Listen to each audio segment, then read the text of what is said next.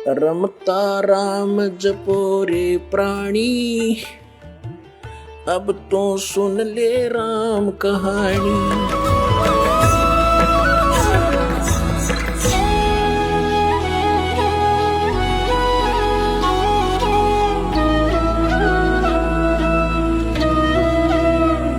अब जो प्रसंग चल रहा है, जिन महापुरुषों ने परमात्मा को देखा उन्होंने बताया कि वो भगवान ऊपर रहता है, ऊपर, और वहां से चल कर आता है, हमें मिला, उसको मिला, ऐसे मिला, सारे प्रमाण है हमारे पास। अब वेद क्या बताते उस परमात्मा के बारे में, वो क्या लीला करता है? यदि वेदों में भी वही प्रमाण मिल जाता है जो उन महापुरुषों को मिला जिन्होंने बताया कि मुझे भगवान मिले परमात्मा और सचखंड लेकर गए, मुझे वापस छोड़ा, वो है परम अक्षर ब्रह्म, वो कंप्लीट गॉड है। और उसी वैसी ही लीला वेद बताते हैं, तो आप अपने आप समझ में आ जाना चाहिए। अग्रम अग्रम खत्म हो जानी चाहिए प्राणी की, और बिल्कुल हो जाएगी। और कहते हैं आंखों देख कर भी जो नहीं मानता, जान बूझ साची तजय और करे झूठ तने, ताकि संगत है प्रभु स्वप्न में बिना थी। इसे नालायक आदमी तो कहते स्वप्न में भी नहीं मिला, जो आंखों प्रमाण देख कर फिर बकवास करता है, झूठ बोलता है, रामपाल ये करता है, कहाँ लिखा दिखाने लग रहा है, मैं सारे सदग्रंथ प्रमाणित कर रहा हूँ, सामने दिखा रहा हूँ, फिर भी कहता है, झूठ बोलता है, तो वो स्वार्थी और काल का पक्का दूत है। उस व्यक्ति का मुंह नहीं लागना चाहिए, उसकी बात नहीं सुननी चाहिए अपना सफल होने के लिए। आप जी को इतना स्पष्ट हुआ कि परमात्मा जब शिशु रूप धारण करके आता है दूसरी सतिथि में, 3 प्रकार से हमारा धारण पोषण करता है, हमारा कल्याण करने के लिए 3 प्रकार के शरीर में वो लीला करता है। एक तो सतलोक में रहता है, वहाँ तो बहुत तेजों में शरीर है, वहाँ से हल्का तेजपन रूप बना करके, और दूसरे सतिथि में एक शिशु रूप धारण करके प्रत्येक युग में परमात्मा मिलते आते हैं, ऐसा लीला करते हैं। उनकी यही लीला, परवरिश की लीला कुंवारी गांव से ही होती है। और तीसरी सतिथि में वो महात्मा साधु संत का रूप बना के कभी भी कहीं प्रकट हो जाते हैं और अपनी अच्छी आत्माओं को मिलते हैं, उनको ज्ञान समझाते हैं। उनके विषय में आपको बहुत बार बताया है कि किन किन महापुरुषों को वो मिले हैं, और उन्होंने फिर बताया कि हमको परमात्मा मिले अनंत कोट ब्रह्मांड का एक रति निभार, और सतगुरु पुरुष, पुरुष माने परमात्मा, भगवान, कंप्लीट गॉड, कबीर है, कुल के सृजनहार। अब वेद क्या बताते हैं परमात्मा की महिमा, क्योंकि परमेश्वर ने कहा कि वेद मेरा भेद है, मैं ना मिलूं वेदन के माही, और जौन वेद से मैं मिलूं वो वेद जानते नहीं, कि वेद मेरा भेद है, मेरी महिमा का गुणगान करता है वेद। लेकिन वेदों में वर्णित विधि से मैं मिल नहीं सकता, मेरी महिमा तो कंप्लीट है।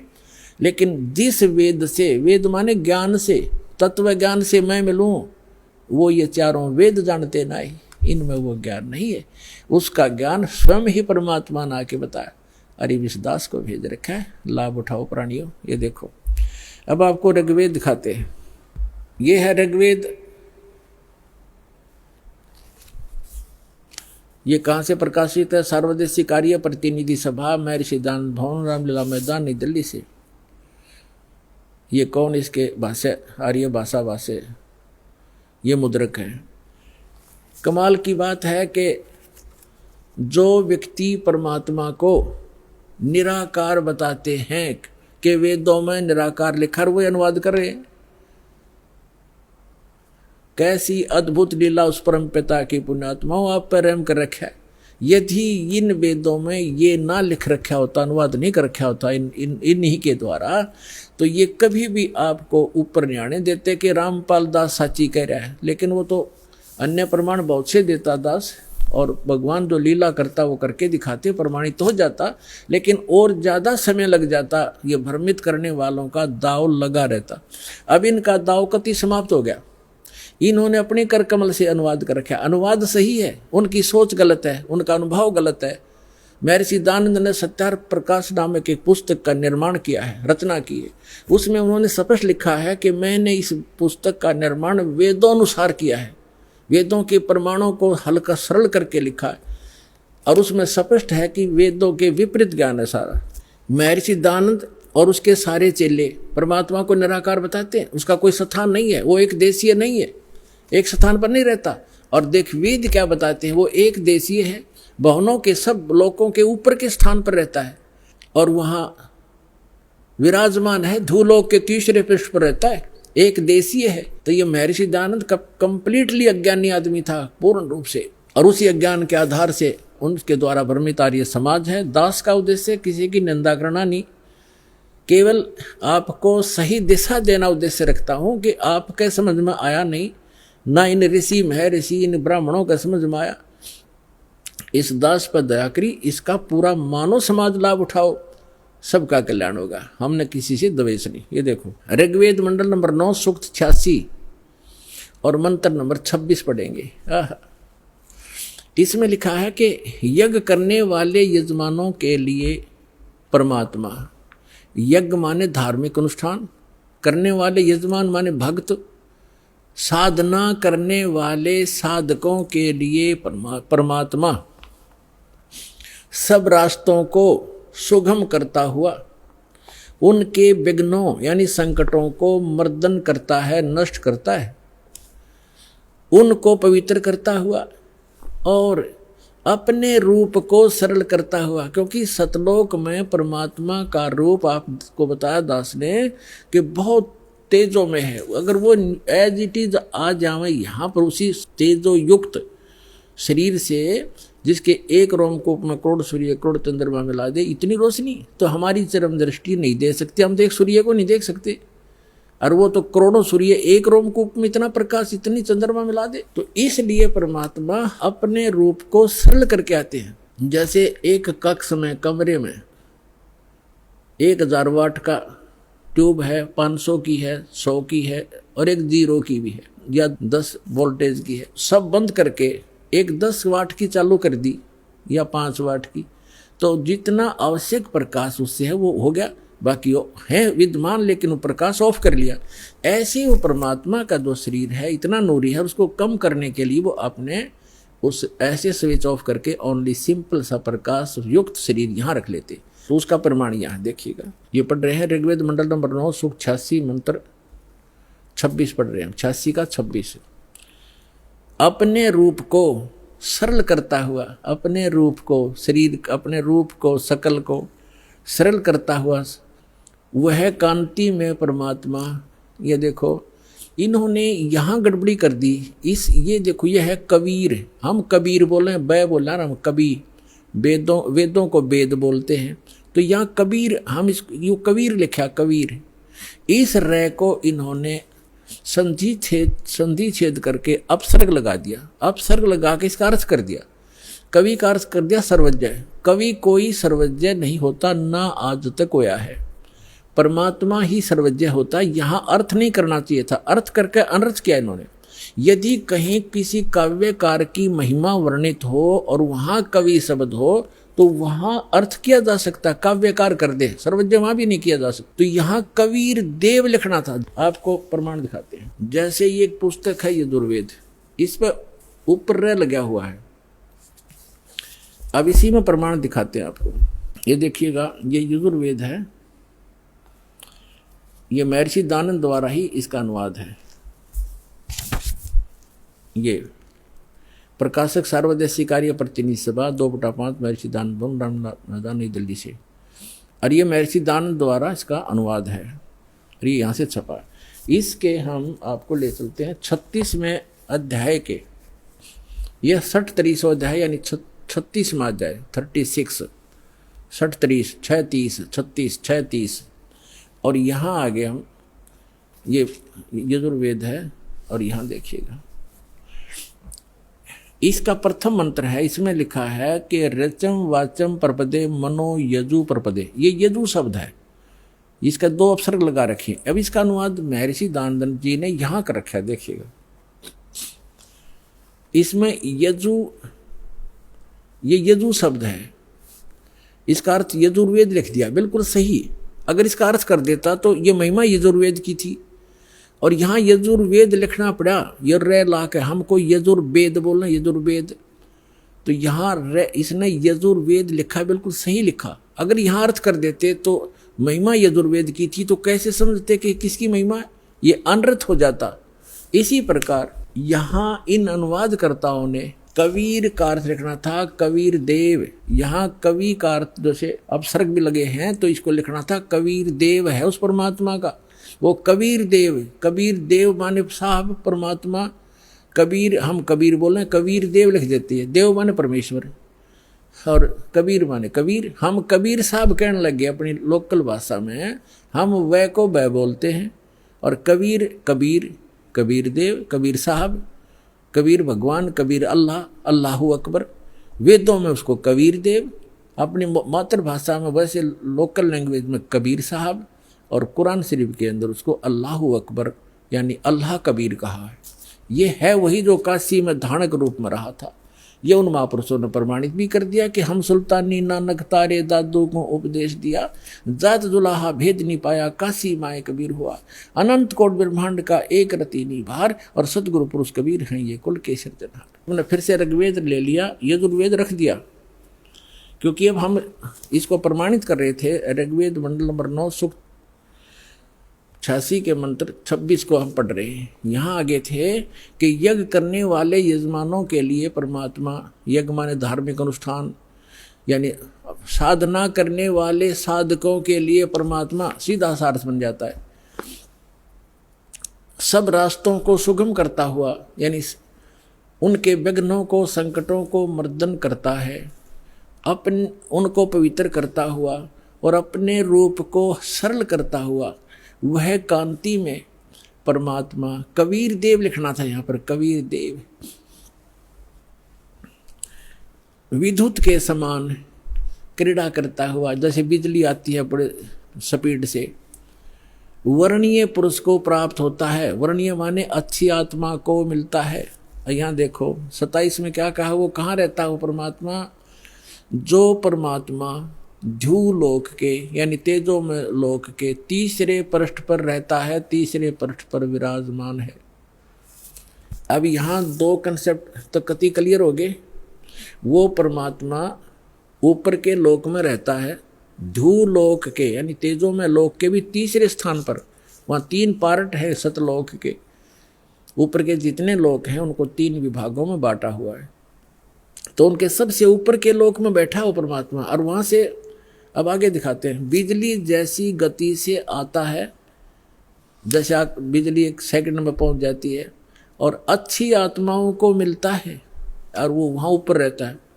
और अब देखो ऋग्वेद मंडल नंबर 9 सूक्त 82 का मंत्र 1 दिखाते हैं, 1 और 2 आपको स्पष्ट कर देगा। ये देखिएगा, ऋग्वेद मंडल नंबर 9 सूक्त 82 और मंत्र नंबर इसका यहाँ 82 यहाँ से शुरू होता है, इसका मंत्र 1 है ये रहा। इसमें है कि वो अमर परमात्मा, सोम माने सर्वोत्पादक प्रभु, सबकी उत्पत्ति करने वाला परमात्मा, प्रकाश रूप सद्गुणों की वृष्टि करने वाला, पापों का हरण करने वाला। महर्षि दानंद कहता भगवान पाप नाश नहीं करता, आयुर्वेद कहते हैं पापों का हरण करने वाला, नाश करने वाला है। राजेव, राजा के समान, राजेव। ये देखना हम 269 पृष्ठ पढ़ रहे, नितिन कहेंगे दूसरा पृष्ठ बदल गया होगा। अब 270 पे दिखाते हैं आप, ये 270। राजा के तो उधर पढ़ दिया समान, राजा के समान दर्शनीय है, दसम देखण योगा है, राजा के समान है देखने में। पृथ्वी आदि लोक लोकांतरों के चारों ओर शब्दमान हो रहा है। वह है वर्णीय पुरुष को, अच्छे आत्मा, अच्छे भगत को, अच्छे व्यक्ति को, जो दृढ़ भक्त है, जो दृढ़ भक्त है, जो पक्के भक्त है, उनको पवित्र करता हुआ प्राप्त होता है, उनको मिलता है। जिस प्रकार विद्युत आकाशीय बिजली स्नेह वाले स्थानों को आधार बनाकर प्राप्त होता है, जैसे पहले वर्षा के दिनों में हमारे घरों में एक कांसी धातु होती थी, कांसी, उसके थाली बेले गिलास कटोरे हुआ करते थे।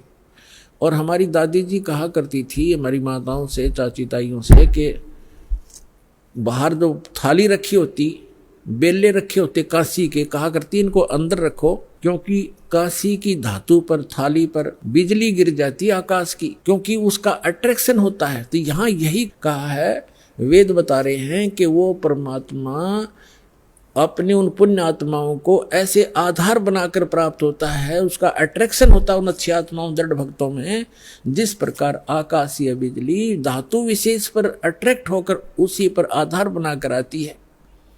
बता के कसर छोड़ दी, क्या कमी छोड़ दी वेद ने बताने में। अब आगे देखो, ऋग्वेद मंडल नंबर 9 सूक्त 82 का मंत्र नंबर 1 आपने पढ़ लिया। अब दो में क्या बताया है, किस लिए आता है वो। हे परमात्मन, उपदेश करने की इच्छा से आप, ओहो, यानी ज्ञान देने के लिए, यथार्थ ज्ञान देने की इच्छा से आप महापुरुषों को प्राप्त होते हैं। हो गया स्पष्ट कि जैसे आकाशीय बिजली आती है, गतिशील होकर के यहाँ आते हैं आप। और देखो ऋग्वेद मंडल नंबर 9 सूक्त 82 का मंत्र नंबर 3 में क्या कहा है,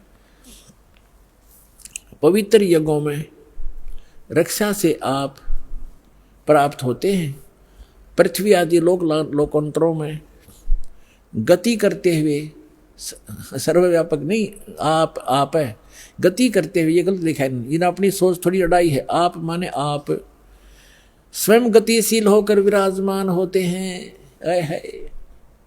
आप स्वयं गतिशील होकर वहां से चलकर आते हो, ऊपर धूलोक के तीसरे पृष्ठ में रहते हैं, वहां से गतिशील होकर के आप हमारे यहाँ पर आते हो, अच्छी आत्माओं को मिलते हो। अब और ऋग्वेद मंडल नंबर 9 और सूक्त नंबर 54 का मंत्र नंबर 3 दिखाते हैं, देखिएगा। ऋग्वेद मंडल नंबर 9 सूक्त 54 का और मंत्र नंबर 3 है।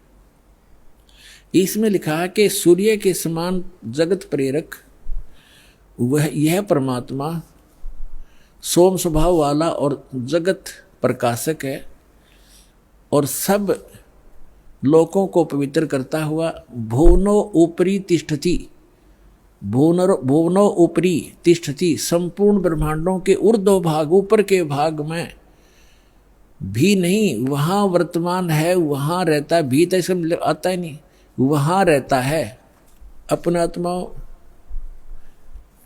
ऋग्वेद मंडल नंबर 9 सूक्त 20 और मंत्र नंबर 1 में क्या बताया है।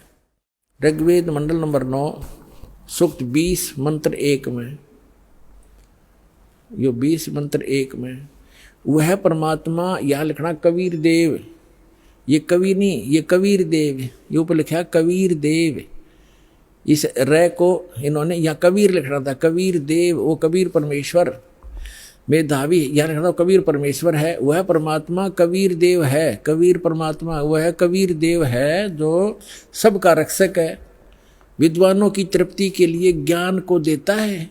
विद्वान यानी वही आकर के वो ऐसा ज्ञान देता जिससे बुद्धिमान लोग तृप्त होते हैं, संतुष्ट होते हैं, और सहनशील है, संपूर्ण दुष्टों को संग्रामों में यानी ज्ञान के युद्ध में तिरस्कृत करता है, सबको पराजित कर देता है अपने तत्व ज्ञान से।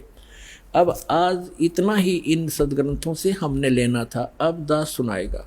आज का जो सत्संग सुनाना चाह रहा था दास, अब शुरू कर रहा हूँ उसको, लेकिन समय थोड़ा है इसलिए संक्षिप्त में बताऊंगा। अब 2 प्रकार से मानव शरीर प्राप्त होता है, और दूसरा ये था कि सत्संग केवल परमात्मा ही आकर बताते हैं, यथार्थ ज्ञान स्वयं भगवान बताते हैं। तो वो परमात्मा 600 वर्ष पहले आए थे, उन्होंने यथार्थ ज्ञान दिया, और वो अच्छी आत्माओं को मिलते हैं और उनको फिर यथार्थ ज्ञान से परिचित कराते हैं। उसके लिए परमेश्वर ने स्वयं कहा है, चारों युग में मेरे संत पुकारे, कूक कहा हम हेल रे, हीरे माणक मोती बरसे, ये जग चुगता ढेल रे। चारों युग में मेरे संतों ने आवाज लगा लगा कर, हेला देकर, आवाज ऊंचे स्वर में गूंज गूंज कर बोला है, और हमने भी चारों युग में मेरे संत पुकारे, मेरे संत जो मुझसे परिचित हुए, और कूक कहा हम हेल रे, हमने सब जगह आवाज लगा लगा कर ढोल के डंके पर कहा कि तुम साधना गलत कर रहे हो, तुम अपने ग्रंथों से परिचित नहीं हो बच्चों, हम जो ज्ञान दे रहे हैं ये मोक्षदायक है, तुम्हारा पाप नाश करेगा, तुम्हें सुख देगा।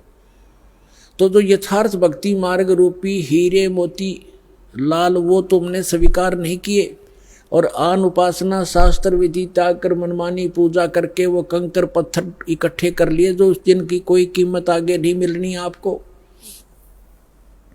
तो यहाँ बताते हैं, चारों युग में संत पुकारे, कूक कहा हम हेल रे। और ये सत साधना, मोक्षदायक ज्ञान और भक्ति रूपी हीरे माणिक मोती बरसें, ये जग जुगता ढेर रे। हमरा ज्ञान किन्हें ना सुनिया, और पर भी लेन जात है दुनिया।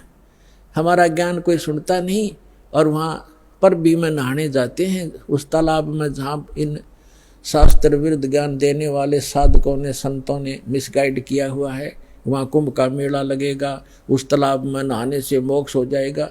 आपसे पहले तो कछुए, मछलियाँ, मेंढक रहते हैं, वो मुक्त हो जाते हैं, आपसे पहले उसके अंदर ही पड़े हैं वो। अरे बोले आदमी है, कहीं गीता जी में लिखा कहीं पर ये जा करके पर भी लेकर आओ, या कोई अन्य मंत्र जाप करो, या श्राद्ध निकालो। बल्कि मना किया है श्रीमद् भगवत गीता में 9वें अध्याय के 25वें श्लोक में कहा है कि जो भूत पूजते हैं वो भूत बनते हैं, जो देवों की पूजा करते हैं देवलोक में जा करके उनके नौकर लगते हैं, वहाँ चले जाते हैं, और जो पितर पूजते हैं वो पितर लोक में चले जाते हैं, और मेरे पूजने वाले मुझे प्राप्त होते हैं, यानी ब्रह्मलोक में चले जाते हैं। और फिर वो 18वें जाके 62वें श्लोक में कहता है कि उस परमात्मा की शरण में जा, जहाँ जिसकी कृपा से तो परम शांति को, सनातन परम धाम को प्राप्त होगा। तो कहीं पर भी पूरी श्रीमद् भगवत गीता में ना कोई तीर्थ, ना व्रत, और ना ही किसी अन्य उपासना का प्रमाण है। तो हमने शास्त्र विधि अनुसार साधना करनी है, जो हमारे सदग्रंथ बताते हैं। सदग्रंथों में आपको पहले भी बता दिया कि जो वेद हैं, चारों वेद, ये गॉड गिवन है, लेकिन 5वां वेद गुप्त था, इसने छुपा दिया। उसमें कंप्लीट कोर्स था, पूरा मोक्ष मार्ग था, पूरा ज्ञान था, वो नहीं रखा। तो परमात्मा स्वयं आकर वो ज्ञान देते हैं। उस ज्ञान के अंदर ये पूरा कोर्स है मोक्ष प्राप्ति का, यहाँ के सुख प्राप्ति का, आपके संस्कार में, प्रारब्ध में, आपकी किस्मत में लिखे हुए पाप को टालने का। ये साधन वालक ने वर्णित किया है, जो दास के पास उपलब्ध है, इसको प्राप्त करो।